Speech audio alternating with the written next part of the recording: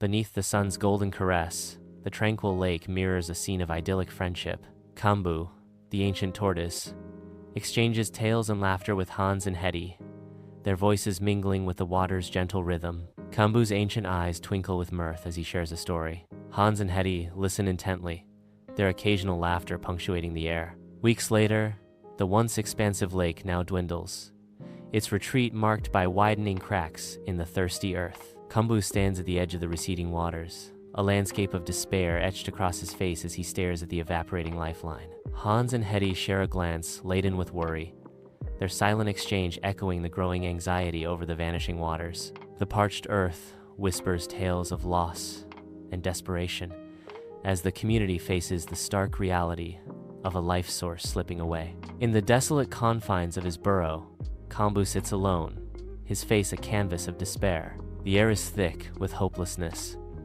each shadow whispering of his approaching end. Confined by the tight walls, Kambu battles the silence that claws at his sanity. His voice, a mere breath, breaks the stillness as he murmurs of the inevitable doom. The weight of his fate crushes him, turning his refuge into a suffocating prison. Trapped in the heart of his dry burrow, Kambu succumbs to the shadows of despair. Kambu stands at the water's edge, desperation etched on his face. He pleads with Hans and Hetty, his voice cracking with urgency. "Friends, I'll die here without water," Kambu cries out, his hope dwindling. "Please help me find a new home." Hans and Hetty listen intently, their expressions reflecting the gravity of Kambu's plight. The geese listen intently, their expressions serious. Beside the serene lake, Hans and Hetty are bathed in sunlight, their faces alight with anticipation. They present a sturdy stick to Kambu, their eyes full of encouragement, promising adventure and success. With broad gestures and radiant smiles, they unveil their daring plan to Kambu. Hetty warns, her voice gentle yet firm, "But remember, don't talk at all. If you open your mouth, you'll fall." The sunlight dances on the water, mirroring the high stakes and hopeful spirit of the moment. In the dim night, Kambu prepares, the weight of silence pressing down. He grips the branch, testing his strength, his resolve hardening. Kambu whispers, "I must not speak." The words hang in the air, a solemn vow against the encroaching dark. He steels himself, reinforcing his vow. "I must be silent." The weight of his promise settles upon him, a heavy cloak of quiet determination. Under the vast morning sky, Hans and Hetty prepare for an extraordinary flight. With a surge of energy, Hans and Hetty launch into the air, ready to take Kambu on a thrilling ride. Kambu, suspended between them, clutches the stick, a mix of terror and excitement in his eyes. Their aerial adventure begins, promising both danger and delight above the tranquil lake. The trio soars higher, the lake spreading out beneath them like a shimmering mirror. Kambu's heart pounds as they glide through the air, the wind whistling past his ears. Above the verdant countryside, geese glide effortlessly, their wings catching the sun. Unexpectedly, Kambu dangles beneath them, a tiny figure against the vast landscape. The world stretches out below him, a vibrant tapestry of fields and villages. The sun blazes down, amplifying the palpable tension of his precarious situation. Each flap of the geese's wings is a gamble, a dance between freedom and fate. Below, the earth seems to rush by, a dizzying reminder of the height. From below, the villagers notice something peculiar in the sky. Laughter erupts as they exclaim, "Look! A flying tortoise!" Their jeers float upwards, escalating Kambu's annoyance. "Look! A flying tortoise!" The villagers mock Kambu. Kambu hears the villagers, now increasingly angry. Kambu is plunged into a vortex of scorn, surrounded by jeering faces that twist into nightmarish caricatures. The world spins, a dizzying display of taunts and jeers that amplifies Kambu's inner chaos. A voice echoes through the madness.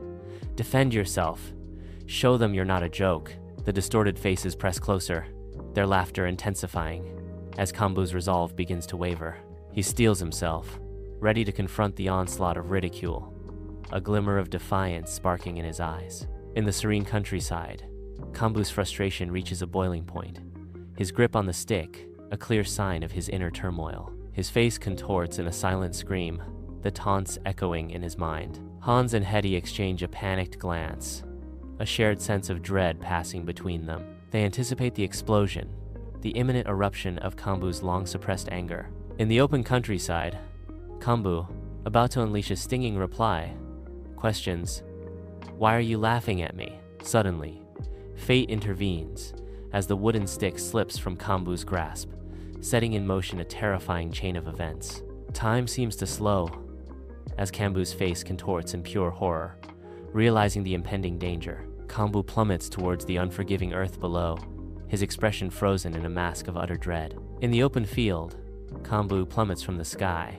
A tragic descent unfolds. The sickening thud echoes as Kambu hits the earth, his protective shell shattered by the brutal impact. Silence blankets the field, broken only by the frantic calls of geese circling overhead, their distress a mournful symphony. The geese continue their mournful vigil, circling as if to honor their fallen companion. In a vast field, Hans and Hetty descend, their silhouettes stark against the horizon. They land beside Kambu, their heads bowed in silent mourning, wings folded. The distant laughter of the villagers slices through the heavy silence. Hans and Hetty remain motionless, the villagers' joy a cruel mockery of Kambu's fate. The sun beats down on the field, casting long shadows over the grieving pair and the fallen Kambu. As the sun descends, Hans and Hetty return to the desolate lakeside, their figures outlined against the fading light. The setting sun casts long shadows, mirroring the emptiness in their hearts. Silence hangs heavy in the air, broken only by the gentle lapping of water against the shore. They stand in mournful contemplation, the lake a somber witness to their shared grief. The desolate lake reflects their sorrow, a mirror to the loss that binds them together. Beside the serene lake, Kambu, Hans, and Hetty bask in joyous laughter, their happiness echoing against the water. Their carefree joy sparkles in their eyes, creating a memory of light-hearted companionship. The tranquil lakeside reflects their unity, a moment of pure, unadulterated bliss. The sunlight dances on the water, casting a golden glow on their faces, sealing this moment in time. This shared joy by the lakeside becomes a poignant reminder of what was and what is now tragically lost.